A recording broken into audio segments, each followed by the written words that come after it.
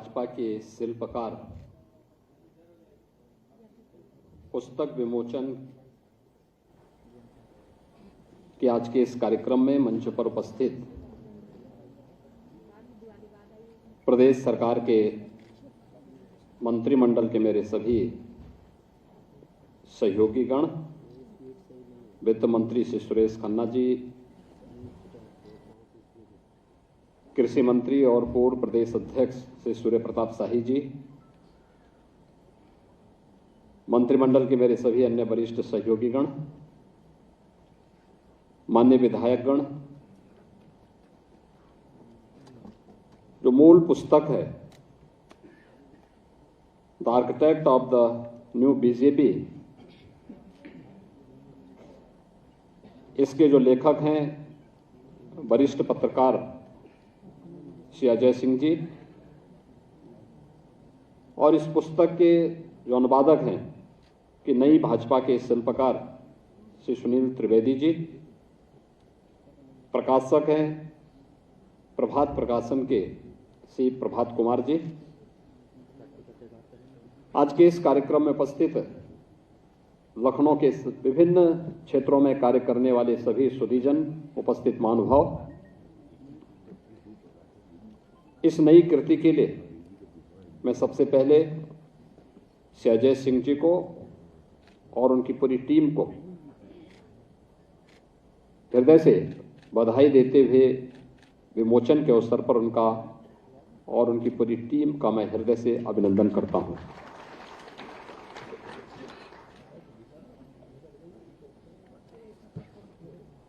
भाइयों बहनों, लोकतांत्रिक व्यवस्था में पार्टी की भूमिका क्या होनी चाहिए और पार्टी केवल एक संगठनात्मक ढांचा मात्र है या इससे इतर भी कुछ और, अगर ये सब देखना है तो भारतीय जनता पार्टी के संगठनात्मक कौशल को, जो पिछले 9-10 वर्षों के अंदर दुनिया की सबसे बड़ी राजनीतिक पार्टी के रूप में आज हम सब के सामने है, इसे आप देख सकते हैं। पार्टी सबसे बड़ी राजनीतिक दल दुनिया के अंदर तो है ही, लेकिन अपने संस्थापकों के द्वारा जिन मूल्यों और आदर्शों को ध्यान में रखकर के स्थापित की गई थी, उन सब के संरक्षण के साथ साथ, उन सबको अंगीकार करने के साथ साथ, जो भी पार्टी के संस्थापकों ने जिन बातों का उल्लेख स्थापना कालखंड में की थी, सरकार बनने के बाद उनका प्रभावी क्रियान्वयन, यह दूसरा पक्ष भी। अक्सर क्या होता है राजनीतिज्ञों के बारे में, अविश्वास का एक नया दौर शुरू होता है, और ये तब शुरू होता है जब कथनी और करनी में कोई समन्वय नहीं होता, आचार और विचार में समन्वय नहीं होता। जब व्यक्ति बोलता कुछ और है और करता कुछ और है। सरकार बनने के पहले और सरकार बनने के बाद जब उसमें व्यापक अंतर देखने को मिलता है, तब वह विश्वास का प्रतीक बन जाता है। लेकिन भारतीय जनता पार्टी आज जिस दौर में है, जो कहा वही किया और जो किया उतना ही बोला। यह भारतीय जनता पार्टी ने प्रधानमंत्री मोदी जी के नेतृत्व में आज की भारतीय जनता पार्टी वही कहती है जो कर रही है, वही कर रही है जो बोलती है। कथनी और करनी में कोई भेद नहीं, आचार और विचार में कोई भेद नहीं। दूसरा, हम लोकतांत्रिक व्यवस्था में जी रहे हैं और लोकतांत्रिक व्यवस्था में लोकतंत्र की जो सबसे सहज और सरल परिभाषा दी है वह अमेरिका के पूर्व राष्ट्रपति इब्राहिम लिंकन ने दी थी। वह यानी लोकतंत्र क्या है? जनता का शासन, जनता के द्वारा, जनता के लिए। आपने देखा होगा प्रधानमंत्री पद के लिए नामित होने पर मोदी जी ने पूरे देश के अंदर एक आह्वान किया था, स्टैच्यू ऑफ यूनिटी। भारत के वर्तमान शिल्पी, जो वर्तमान भारत है, इसके शिल्पी के रूप में लौह पुरुष सरदार वल्लभ भाई पटेल की दुनिया की सबसे बड़ी प्रतिमा की स्थापना के समय हर गांव से और हर परिवार से लौह संग्रह और वहां की पवित्र मिट्टी का संग्रह करने का एक विशेष अभियान चला था। आज आप देखिए, जितना भी लोहा यानी खेत में काम करने वाला किसान हो या श्रमिक हो या कोई कारखाना हो, वहां से थोड़ा थोड़ा लोहा जो एकत्र हुआ था, इस एकत्रीकरण ने आज दुनिया की सबसे बड़ी प्रतिमा लौह पुरुष सरदार वल्लभ भाई पटेल की गुजरात में स्थापित की है, सरदार सरोवर के तट पर। और केवल इन्हीं कार्यक्रमों में नहीं, टेक्नोलॉजी का उपयोग कैसे होना है, टेक्नोलॉजी किस रूप में प्रभावी हो सकती है, संगठनात्मक रूप में करना है तो ऑनलाइन सदस्यता के अभियान को आगे बढ़ाया। 18 करोड़ सदस्य भारतीय जनता पार्टी के पास आज के दिन पर मौजूद हैं। और अगर इसी टेक्नोलॉजी का उपयोग करना है तो जनधन अकाउंट के माध्यम से दुनिया के अंदर पहला देश है जिसने हर गरीब का अपना बैंक का खाता खोल दिया। याद करिए, जब जनधन अकाउंट के लिए एक आह्वान हुआ था, बहुत सारे लोगों को लगता था कि ये तो एक लोगों को जो है केवल एक खाली पुलाव खिलाने की बात हो सकती है। लेकिन जब इस सदी की सबसे बड़ी महामारी के दौरान एक गरीब के खाते में पैसे देने की बात आई तो पैसा डीबीटी के माध्यम से उसके अकाउंट में पहुंच गया। उसको बैंक जाने की आवश्यकता नहीं, उसके सामने किसी को चेक लेकर के जाने की आवश्यकता नहीं पड़ी। इतने बड़े पैमाने पर पैसे का लेन देन हर गरीब तक पहुंचाने का कार्य हुआ, लेकिन बिना किसी मानवीय हस्तक्षेप के। दूसरा, भ्रष्टाचार पर प्रहार का एक कितना सशक्त माध्यम बना। आज हम सब इस बात को देख सकते हैं कि हम कोई पैसा यहां से भेजते हैं, देश के अंदर 4 करोड़ गरीबों के मकान बने, मकान का एक एक पाई गरीब के खाते में जाता है। 10 करोड़ गरीबों के शौचालय बने, एक एक पैसा उसके अकाउंट में चला जाता है। विकास की बड़ी से बड़ी परियोजना का लाभ किसी गरीब को देना है, पैसा सीधे उसके अकाउंट में पहुंचता है। लाभार्थी परक योजनाओं का लाभ उस तक सीधे पहुंच रहा है, बीच में कोई मध्यस्थ नहीं। टेक्नोलॉजी का उपयोग पार्टी के लिए भी और जनता के लिए भी कैसे हम बना सकते हैं, उपयोगी उसे बना सकते हैं, यह उदाहरण भी पहली बार देश के अंदर किसी ने प्रभावी ढंग से लागू किया। केवल योजना बनाना नहीं, अक्सर होता है बहुत सारे लोग योजनाएं बना सकते हैं, बहुत सारे लोगों के पास आइडिया ही नहीं होते, लेकिन यहां तो आइडिया भी मोदी जी के अपने हैं।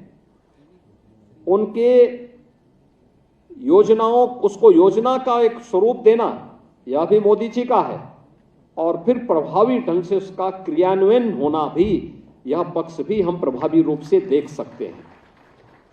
और भाइयों बहनों, अगर हम इस सब बातों को देखते हैं कि आज जो नई भाजपा हम सबके सामने है,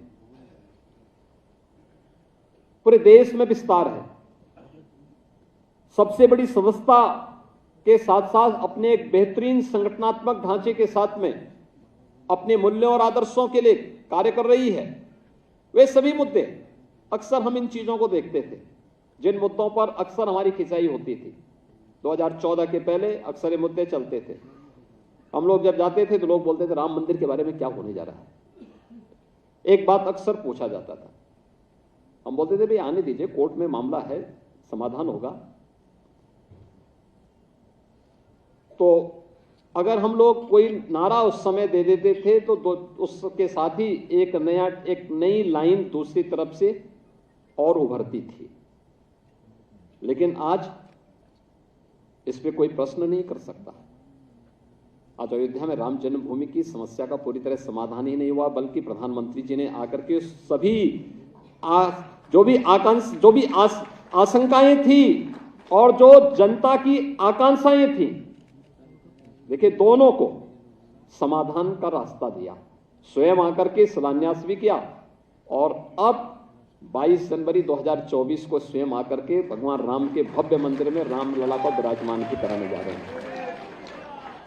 यानी बोला ही नहीं, मोदी जी ने 14 में श्री राम जन्मभूमि के मुद्दे को अपने इलेक्शन एजेंडे का हिस्सा नहीं बनाया, 2019 में भी नहीं बनाया। 19 में एक लाइन थी कि हम संविधान के दायरे में रहकर के समस्या का समाधान करेंगे,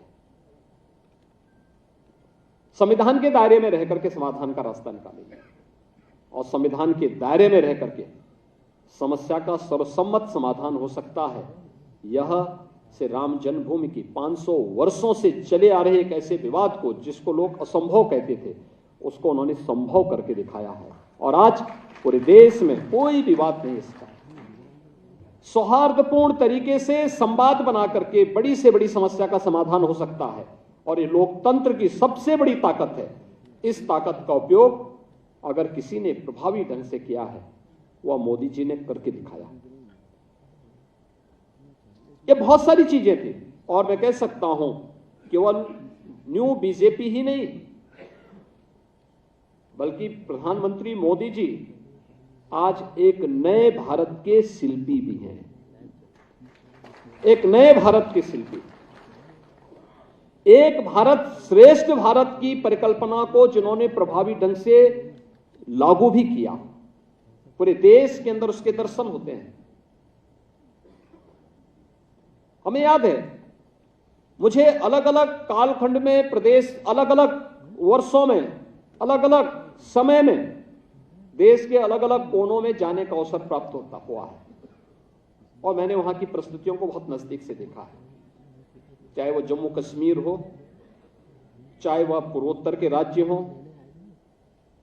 चाहे वह दक्षिण के राज्य हो और चाहे उत्तर भारत के ही विभिन्न राज्य।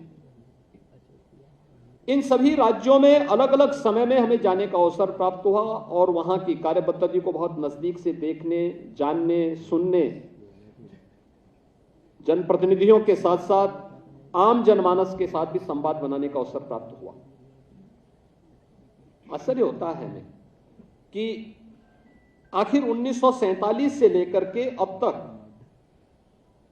उन भावनाओं को समझने का प्रयास उस 2014 तक क्यों नहीं किया गया, जो 2014 के बाद प्रभावी ढंग से क्रियान्वित हुई तो उसके परिणाम भी सामने देखने को मिले। आज कश्मीर से धारा 370 समाप्त हुई, कश्मीर में शांति और पर्यटन के एक नए दौर में कश्मीर विकास की एक नई ऊंचाइयों को छूता हुआ दिखाई देता है। अब कश्मीर इशू नहीं, कश्मीर में अब इस बात की चर्चा होती है कि पाक अधिकृत कश्मीर के लोग इस बात को कहते हैं साहब हमें भी भारत का हिस्सा बनाइए। ये एक नई सोच है। ये बात वहां से हो रही है कि साहब हमें पाकिस्तान से मुक्ति चाहिए, क्योंकि इस जलालत को झेलने से अच्छा है कि हम भारत का हिस्सा बने और विकास में भागीदार बने। ये करके एक लंबी रेखा कश्मीर के माध्यम से मोदी जी के नेतृत्व में आज की नई सरकार ने और नई भाजपा के माध्यम से ये सब चीजें आज सामने देखने को मिल रही हैं। हमें पूर्वोत्तर के राज्यों में देखने को मिलता था क्या स्थितियां होती थी, जाना कठिन होता था। एक समय तो आजादी के तत्काल बाद तो वहां परमिट सिस्टम लागू कर दिया गया था, अपने ही देश में परमिट लेकर के हम जाएंगे। दोनों जगह, जम्मू कश्मीर के अंदर भी, पूर्वोत्तर के भी कई राज्यों में डॉक्टर श्यामा प्रसाद मुखर्जी जी को अपना बलिदान देना पड़ा था कश्मीर के लिए। उनको नारा देना पड़ा था, एक देश में दो विधान, दो प्रधान और दो निशान नहीं चलेंगे, और इसके लिए वे अपने आप को बलिदान कर दिए थे। लेकिन आज आप देख रहे होंगे कि परमिट सिस्टम कुछ भी नहीं। कश्मीर से धारा 370 सदैव के लिए समाप्त हो गई। कश्मीर लोकतंत्र और विकास की एक नई धारा के साथ आगे बढ़ता हुआ दिखाई दे रही है। परिवारवाद, यानी वहां पर लोकतंत्र के नाम पर जो लोग हावी थे, जो वहां का शोषण करते थे, विकास के नाम पर बाधक थे, बैरियर थे, वे आज एक और गए और लोकतंत्र के नाम पर सही लोग आज वहां नेतृत्व देकर के आम जनमानस के साथ संवाद बनाते हुए विकास की प्रक्रिया के साथ और पर्यटन की नई संभावनाओं के साथ जम्मू कश्मीर को देख रहे हैं। पूर्वोत्तर के राज्यों में व्यापक संवाद के माध्यम से जो एक अलगाववाद चरम पर था, आज वह पूरी तरह समरस होकर के उन्हें गौरव की अनुभूति होती है यह कहने में, अब 2014 के पहले पूर्वोत्तर के भारत और 2014 के बाद के पूर्वोत्तर के भारत को आप देखिए, आपको जमीन आसमान का अंतर देखने को मिलेगा। आज वहां पे अधिकतर राज्यों में भारतीय जनता पार्टी की सरकार है। अरुणाचल में भारतीय जनता पार्टी है, त्रिपुरा में भारतीय जनता पार्टी है, असम में भारतीय जनता पार्टी है, मणिपुर में भारतीय जनता पार्टी है, मेघालय में भारतीय जनता पार्टी सहयोगी दल के रूप में है, नागालैंड में भारतीय जनता पार्टी सहयोगी दल के रूप में है। यानी इन 7 राज्यों में से 6 राज्यों में भारतीय जनता पार्टी से मिलकर के या भारतीय जनता पार्टी की अपनी सरकारें हैं और बेहतर संवाद है। योजनाओं का लाभ वहां लोगों को मिल रहा है और लोगों को पहली बार इस बात का एहसास हो रहा है कि हां, हम भी स्वतंत्र भारत के नागरिक हैं और भारत हमारा देश है। यह पूर्वोत्तर के राज्यों के लोगों के अंदर इस प्रकार का भाव पैदा करने का कार्य हुआ। हमने कहा ही नहीं, बल्कि मोदी जी के नेतृत्व में यह वहां पर भारतीय जनता पार्टी ने करके दिखा दिया। दक्षिण के राज्यों में जिस प्रकार की भाषा की समस्या को लेकर के अक्सर विवाद खड़ा किया जाता था, आज इस समस्या पूरी तरह समाप्त। आज भारत के अंदर तो प्रधानमंत्री मोदी जी अपनी राजभाषा के माध्यम से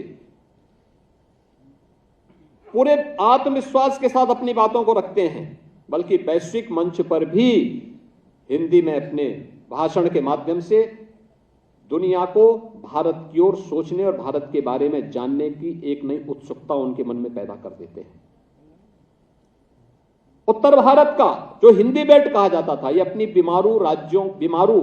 बीमारीपन के कारण, आर्थिक विपन्नता के कारण ये बीमारू राज्यों की श्रेणी में थे।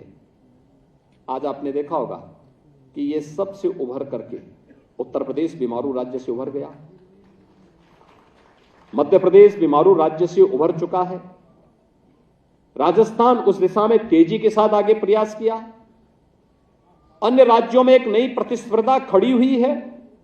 हमें भी विकास की मुख्य धारा के साथ जुड़ना है, आर्थिक संपन्नता के साथ देश की अर्थव्यवस्था को सुदृढ़ बनाने में हम भी योगदान दे पाएंगे। एक स्वस्थ प्रतिस्पर्धा के दौर को 2014 के बाद प्रत्येक नागरिक ने देखा। शासन की योजनाएं बिना भेदभाव के कभी हुआ? 1952 से देश के अंदर पहले आम चुनाव से लेकर के यह देश जाति, मत, मजहब, क्षेत्र और भाषा से कभी उभर नहीं पाया था। इससे इतर मुद्दे ही नहीं हो पाते थे। उन्हीं संकीर्ण दायरों में रह करके जो अपने को सबसे बड़े सांप्रदायिक सौहार्द के रूप में स्थापित करते थे, जो लोग ये मानते थे कि नहीं वे एक आइकॉन बन सकते हैं सौहार्द के, उन लोगों ने जातिवाद को फैलाने में और क्षेत्रीय आधार पर या भाषाई आधार पर देश को विभाजन करने में कोई संकोच नहीं किया। योजनाएं भी बनती थी, इसी बात को लेकर बनती थी। लेकिन याद करिए, जब प्रधानमंत्री पद की शपथ ली, पहला अभिभाषण मोदी जी ने दिया था, उन्होंने एक बात कही थी। उन्होंने कहा था, हमारी सरकार किसी व्यक्ति, किसी जाति, किसी मत, किसी मजहब, किसी क्षेत्र और भाषा को लेकर के कार्य नहीं करेगी।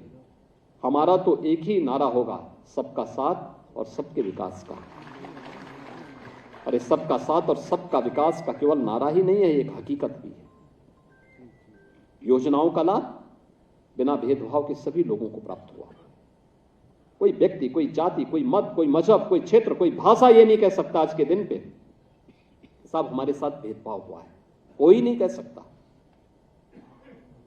वे लोग भी नहीं कह सकते जो आजादी के बाद सबसे ज्यादा जिन लोगों को ध्यान में रखकर के योजनाएं बनती थी, आज वे भी नहीं कह सकते। यानी योजनाएं उनके नाम पे बनती थी, लेकिन वे विपन्न के विपन्न ही रह गए। लेकिन आज 4 करोड़ गरीबों को जब सिर ढकने के लिए छत मिलता है, अगर योजनाएं पहले सही थी तो ये 4 करोड़ लोग बिना घर के कैसे रह गए थे। 70 वर्षों तक देश के नागरिकों को शौचालय नहीं मिल पाया था अपना। याद करिए, कोई गांव और कोई मोहल्ला ऐसा नहीं था जहां व्यक्ति पैदल जाने की हिम्मत कर सकता। बरसात के समय इस प्रकार की स्थितियां नहीं थी 2014 के पहले कि व्यक्ति वहां जाए और वहां पर उसे स्वच्छ वातावरण मिल सके।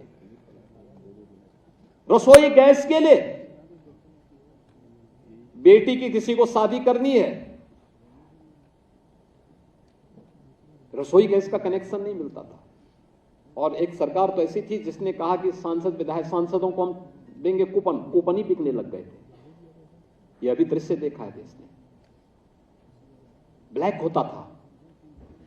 और जिसके पास कनेक्शन है, पर्व और त्योहार के समय गैस खत्म तो बहुत सारे लोगों पर किसी को घर के अंदर बेलना से मार पड़ती थी और किसी को पुलिस की लाठी पड़ती थी। ये दोनों चीज होते थे। लेकिन भाइयों बहनों, आज आप देख रहे होंगे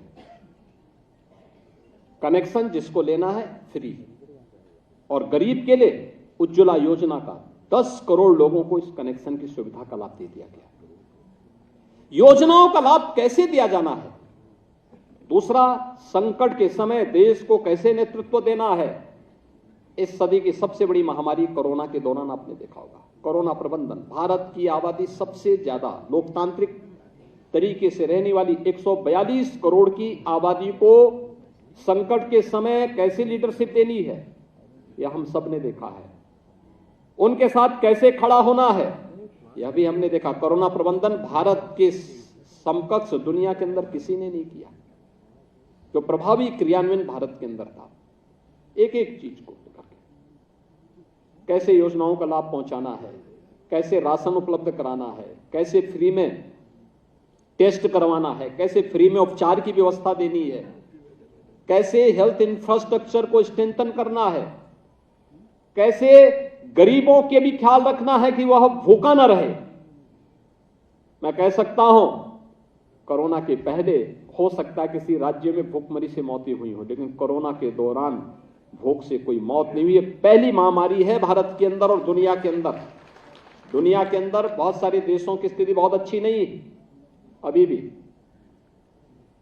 लेकिन पिछली महामारियां इस बात को बताती हैं, पिछली महामारियां इस बात को बताती हैं कि पहली महामारी थी जिस महामारी में भूखमरी से कोई व्यक्ति अपना प्राण नहीं त्यागा। यानी 100 वर्ष पहले 1917-18 के दौरान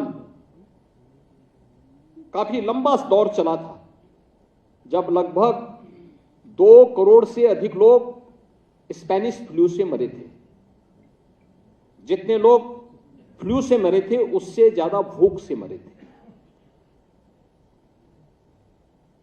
बंकिम चंद्र चट्टोपाध्याय ने आनंद मठ की रचना की थी। उसके पीछे बंगाल की त्रासदी, अकाल भी था। वो अकाल की त्रासदी का चित्रण उन्होंने अपने उस उपन्यास के माध्यम से किया, जिस उपन्यास ने हमें अपना राष्ट्रगीत वंदे मातरम दिया। आज भारत में मार्च 2020 से लगातार अब तक 80 करोड़ गरीबों को फ्री में राशन की सुविधा का लाभ प्रधानमंत्री मोदी जी की लीडरशिप में आज भी उपलब्ध कराया जा रहा है, और बिना भेदभाव के। ये नहीं देखा गया ये व्यक्ति की जाति क्या है, मत क्या है, मजहब क्या है, पार्टी की कौन सी है, कभी नहीं। अक्सर होता है, हम शासन के पार्ट हैं, अक्सर ये बात उठती है, लेकिन लीडरशिप के द्वारा तत्काल इसको बोला जाता है। भेदभाव, शासन की योजनाओं में कोई भेदभाव नहीं होना चाहिए। दूसरा, मोदी जी के नेतृत्व में अकेले भारतीय जनता पार्टी है जो इस बात को कहती है अपने कार्यकर्ताओं से कि कभी अगर देश और पार्टी के हित में से किसी एक को चुनना है तो हमारे लिए नेशन फर्स्ट है, देश पहले है, पार्टी फिर है, और फिर परिवार है, और फिर स्वयं का हित अंतिम होना चाहिए। यह केवल भारतीय जनता पार्टी है। और मुझे लगता है कि उस नई भाजपा और नए भारत के निर्माता के रूप में मोदी जी का जो ये स्वर्णिम काल चल रहा है, उनका ये यशस्वी नेतृत्व पूरे देश को लगातार प्राप्त हो, या हम सब परमपिता परमेश्वर से प्रार्थना करें।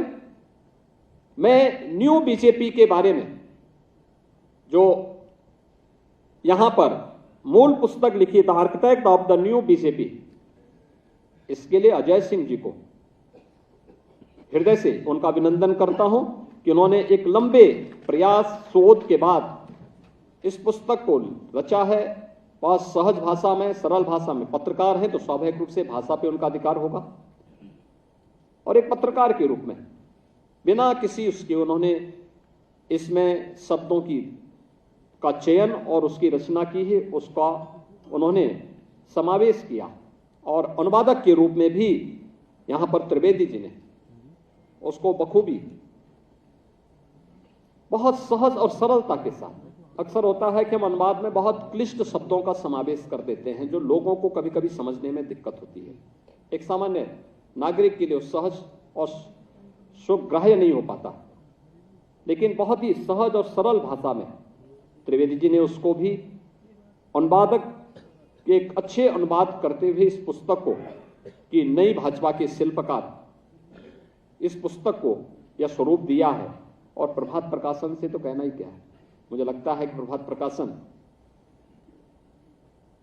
एक लंबे समय से ऐसा लगता है जैसे भारत और भारतीयता के बारे में, भारत के राष्ट्रीय मूल्यों और मुद्दों को लेकर के जब कोई कृति आती है तो ऐसे लगता है कि प्रभात जी को स्वयं, प्रभात प्रकाशन और प्रभात जी स्वयं ये मानते हैं कि जैसे उनकी स्वयं की कृति है, और उसको लग करके कार्यकर्ता के रूप में उसके प्रतीकात्मक भाव रखते हुए उस पूरे अभियान को यज्ञ के आहुति के समान उसमें अपना पूरा संपूर्ण समर्पण के साथ उस कार्यक्रम को सफलता की नई ऊंचाई तक पहुंचाते हैं। और आज इन तीनों विभूतियों ने यहां लखनऊ में आकर के इस पुस्तक के विमोचन कार्यक्रम में यहां पर अपना समय दिया है। मेरे मंत्रिमंडल के कई मंत्रीगण यहां आज लखनऊ में मौजूद हैं, क्योंकि इस संजोग ही कहेंगे कि फ्राइडे के दिन मंत्रियों का लखनऊ में रहना बहुत कठिन हो जाता है। मंडे ट्यूसडे के लिए मंत्रियों से कहा गया है कि वे लखनऊ में मौजूद रहेंगे, अगर कोई शासकीय बैठक या कोई अन्य कार्यक्रम नहीं है तो। शेष अन्य दिनों में उनको फील्ड में रहना होता है, अलग अलग क्षेत्रों में रहना है, लेकिन फिर भी हमारे काफी मंत्रिमंडल के मेरे सहयोगीगण आज इस कार्यक्रम में यहां पर उपस्थित हुए हैं, माननीय विधायकगण उपस्थित हुए हैं, समाज के विभिन्न तबकों से जुड़े हुए यहां पर अलग अलग, यहां पे मीडिया से भी जुड़े हैं, अधिवक्ता भी जुड़े हुए हैं, समाज जीवन से जुड़े हुए तमाम अलग अलग फील्ड से जुड़े हुए महानुभाव, लखनऊ की विभूतियां यहां पर आई इस कार्यक्रम के साथ जुड़ी हुई हैं। मैं इन सब का भी हृदय से अभिनंदन करता हूं, इन्हें साधुवाद देता हूं और विश्वास व्यक्त करता हूं कि कम से कम सूचना विभाग एक काम जरूर करे, जो इस कार्यक्रम में आया है उन लोगों तक इस पुस्तक की एक प्रति जरूर पहुंचाने का कार्य कर देंगे।